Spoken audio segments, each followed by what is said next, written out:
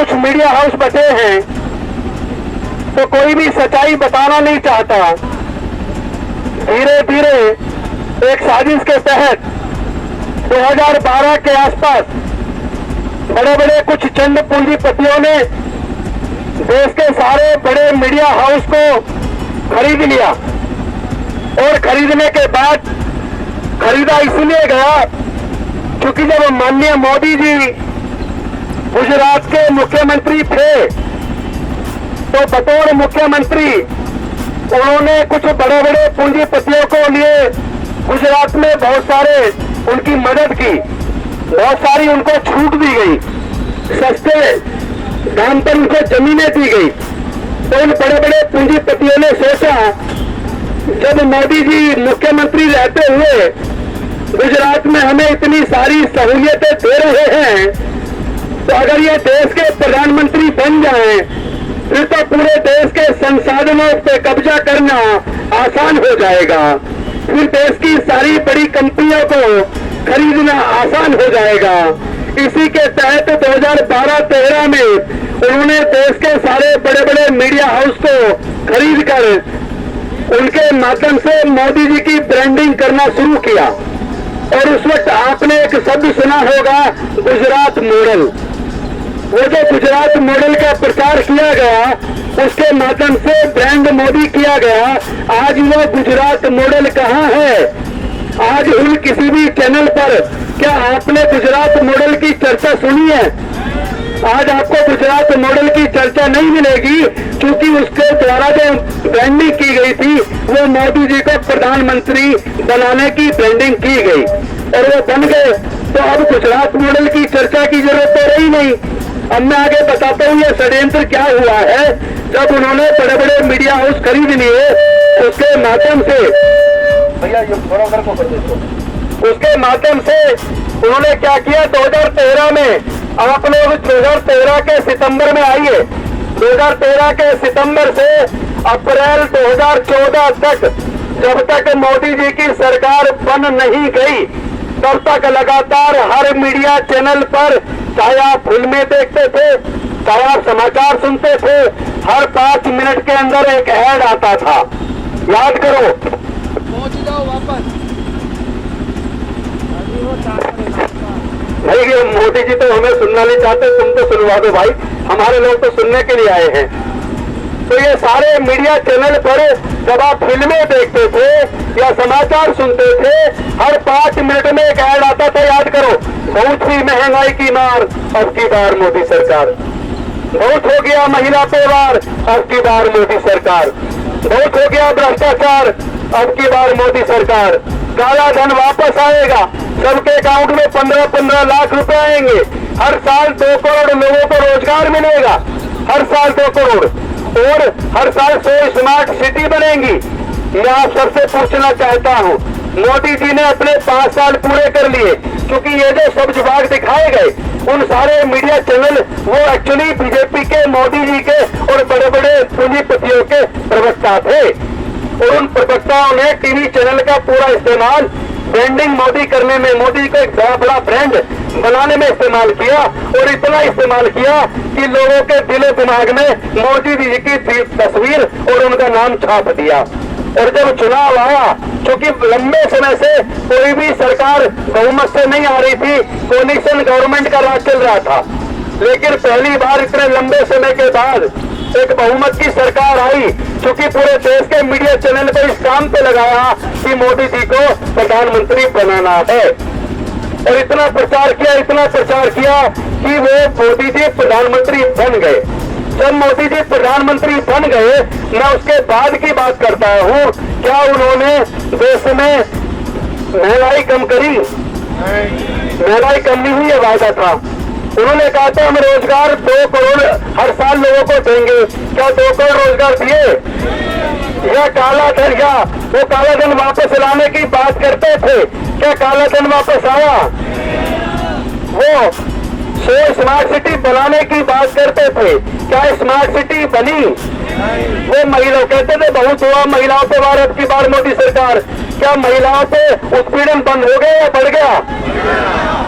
क्या देश के अनुसूचित जाति, जनजाति, पिछड़ा वर्ग, अल्पसंख्यक से जो जुल्म होता था वो जुल्म कम हुआ या बढ़ गया? बढ़ गया। बिजली सस्ती हुई है महंगी हो गई? काले तेल सस्ता हुआ है महंगा हो गया? महंगा हो गया। जब कांग्रेस जब यूपीए की सरकार थी, इंटरनेशनल मार्केट में कच्चे तेल के दाम, क्रूड ऑयल के दाम $132 प्रति बैरल थे। जब $132 प्रति बैरल कच्चे तेल के दाम थे इंटरनेशनल मार्केट में, तो भारत में पेट्रोल $62 लीटर पे मिला करता था। लेकिन आज $132 प्रति बैरल से गिरते 25% के आसपास आ गया, लगभग $35 से $40 प्रति बैरल। इसका मतलब तेल का दाम, पेट्रोल का दाम, डीजल का दाम आज देश के अंदर 30 रुपए से 40 रुपए के अंदर मिलना चाहिए था। लेकिन उन्होंने तेल का दाम जो वो लाला रामदेव की, आपको याद होगा, काला धन वापस लाएंगे, उनकी वो वीडियो देखी होंगी जिसमें वो कहते थे पेट्रोल 30 रुपए लीटर मिलेगा। मैं पूछना चाहता हूं लाला रामदेव जी से कि आप कौन सी कब्र में छुप गए हैं? आइए और देश की जनता को जवाब दीजिए। आपने देश की जनता के साथ धोखा किया है। मैं मोदी जी से भी कहना चाहता हूं कि मोदी जी आप आइए, जिन बड़े बड़े मीडिया चैनलों से जिन्हों को बीजेपी का प्रवक्ता बना दिया, जो आज डिबेट के नाम पर पूरे देश का बेवकूफ बनाते हैं, विपक्ष को बुलाते हैं और उनके एंकर वहां बुलाकर उनको धमकाने का काम करते हैं, ऐसा व्यवहार करते हैं जैसे कोई गुंडे हो। पहले पत्रकारिता का एक नियम होता था कि पत्रकारिता इसे कहते हैं कि वो सत्ताधारी दल से सवाल जवाब करे। लेकिन आज सारे जितने भी चैनल हैं वो सत्ता पक्ष से कोई सवाल नहीं करते, वो विपक्ष से सवाल करते हैं और विपक्ष के प्रवक्ताओं को धमकाते हैं। मुझे लगता है देश के लोगों को ये जी न्यूज, ये एबीवीपी न्यूज, ये आज तक, ये रिपब्लिक भारत, इन सारे चैनलों को देखना बिल्कुल बंद कर देना चाहिए। इनकी दुकानों को अब बंद करने का समय आ गया। दूसरा, मैं मोदी जी से निवेदन करता हूं, आप बड़े मन की बात करते हैं, आप देश के लोगों के मन की बात भी कर लो। आप देश के लोगों के मन को भी पढ़ लो और एक बार जरा मीडिया के सामने एक ओपन लाइव डिबेट कर लो।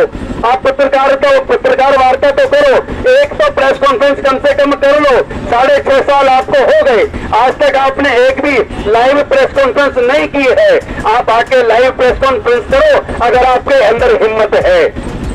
लेकिन आप लाइव कॉन्फ्रेंस नहीं करोगे, आप प्रेस कॉन्फ्रेंस नहीं करोगे, क्योंकि आपने देश के लोगों के साथ धोखा किया है। आपने उनको धोखा देके उनकी वोट को चुराया है। आपने अपना किया हुआ वायदा, एक भी वायदा पूरा नहीं किया। एक आपका वीडियो अक्सर टीवी पे सुनने को मिलता है, सोशल मीडिया पे सुनने को मिलता है, जिसपे आप कहते हैं कि रेलवे से मेरे से ज्यादा कोई प्यार नहीं कर सकता।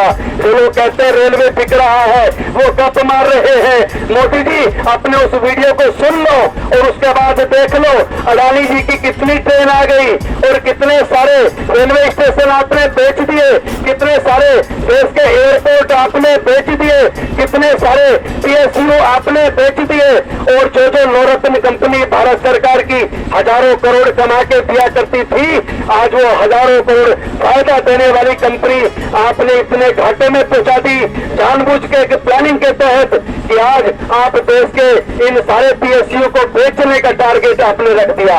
अभी मैं सुबह एक अखबार पढ़ रहा था जिसमें देश के 300 PSU को बेच के केवल 27 PSU ये रखेंगे, बाकी देश के सारे PSU को ये लोग बेचने वाले हैं। तो ये चाहे बेचते देश विक्रेता बन बैठे हैं, ऐसे लोगों को जवाब देने की जरूरत है। पूरे देश के लोग एकजुट हो और ये जो तीनों किसी से संबंधित कानून, काले कानून आप क्यों लेके आए हैं, मैं इसका भी खुलासा करना चाहता हूं। पहले तो मैं बता दूं, पूरे देश के मजदूर, किसान, अनुसूचित जाति, जनजाति, पिछड़ा वर्ग और गरीब लोग और देश के तमाम लोग किसानों के साथ हैं और हमारे समाज के भी सारे लोग किसानों के साथ हैं। और हमारी मांग है कि आप इन तीनों कृषि से संबंधित काले कानूनों को तुरंत वापस ले, क्योंकि देश के संविधान में एक व्यवस्था की गई है, जब भी कोई कानून बनाया जाता है, जिन लोगों के लिए कानून बनाया जाता है उनकी राय ली जाती है। एक ड्राफ्ट बिल बनाया जाता है, है उसको पब्लिक डोमेन में रखा जाता है, पब्लिक की प्रतिक्रिया मांगी जाती है, पब्लिक के सुझाव मांगे जाते हैं और सुझाव आने के बाद उन सुझावों को उसमें इनकॉर्पोरेट करके फिर सदन के अंदर सारे संसद के सदस्यों के सामने चर्चा के लिए वो बिल रखा जाता है। सभी पार्टियों के सांसद उस पर चर्चा करते हैं। चर्चा करने के बाद अगर मत विभाजन की मांग की जाती है, उसके बाद मत विभाजन होता है, उसके बाद अगर वो प्रस्ताव पास हो जाता है फिर उसको राष्ट्रपति जी की स्वीकृति के लिए भेजा जाता है और राष्ट्रपति जी की स्वीकृति के बाद उसको नोटिफाई किया जाता है और जिस डेट से वो नोटिफाई होता है उस डेट से वो कानून लागू होता है। तो जब आप कृषि से संबंधित कानून लेके आए, आप कह रहे थे हम किसानों का भला करना चाहते हैं, तो आपने किसानों के सामने पहले बातचीत क्यों नहीं की? आपने ड्राफ्ट बिल को किसानों की सलाह क्यों नहीं मांगी? आपने जनता की प्रतिक्रिया क्यों नहीं मांगी? आपने संसद के अंदर इसके ऊपर विस्तार से चर्चा क्यों नहीं करवाई? और जब विपक्ष उससे मत विभाजन चाहता था तो आपने मत विभाजन क्यों नहीं किया? इसका मतलब साफ है कि इस बिल का जब ड्राफ्ट भी नहीं बना था उससे पहले अडानी जी के और बड़े बड़े पूंजीपतियों के सैकड़ों एकड़ में बड़े बड़े गोडाउन बन चुके थे।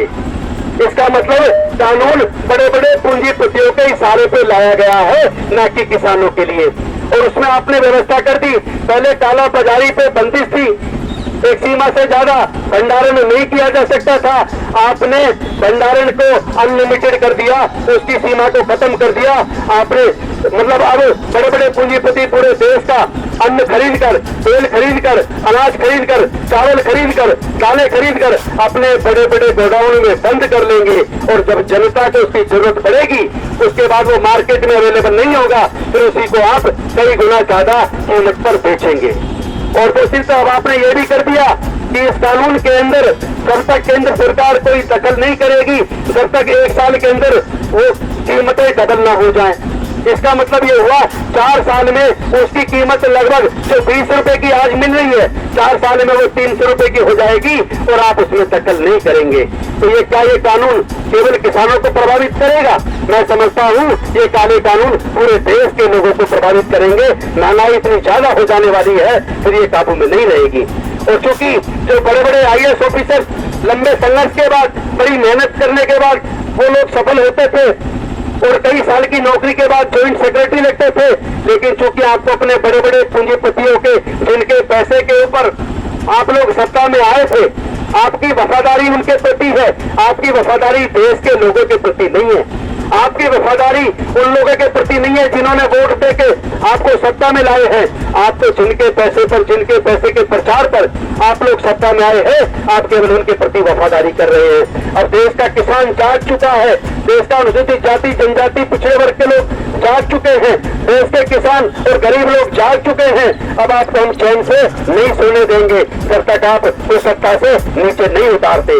आप चिंता मत करो, आप इसलिए खुश हो रहे होंगे कि अभी तो 3-3.5 साल के करीब आपका कार्यकाल बचा है, लेकिन चिंता मत करो, अभी उत्तर प्रदेश के अंदर 1 साल बचा है। पहले उत्तर प्रदेश की सत्ता आपके हाथ से जाएगी, उसके बाद गोवा की सत्ता आपके हाथ से जाएगी, एक एक करके सारे देश की सरकारें, सारे राज्यों की सरकारें आपके हाथ से जाएंगी और 2024 में आपको वापस गुजरात भेजने का इंतजाम देश के लोग करने वाले हैं।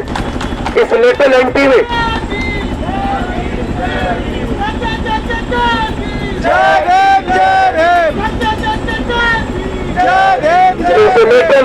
लेटरल एंट्री में जो पहले 9 भर्तियां की थी उसमें एक भी अनुसूचित जाति जनजाति पिछड़ा वर्ग का और माइनॉरिटी का एक सिंगल आदमी नहीं है।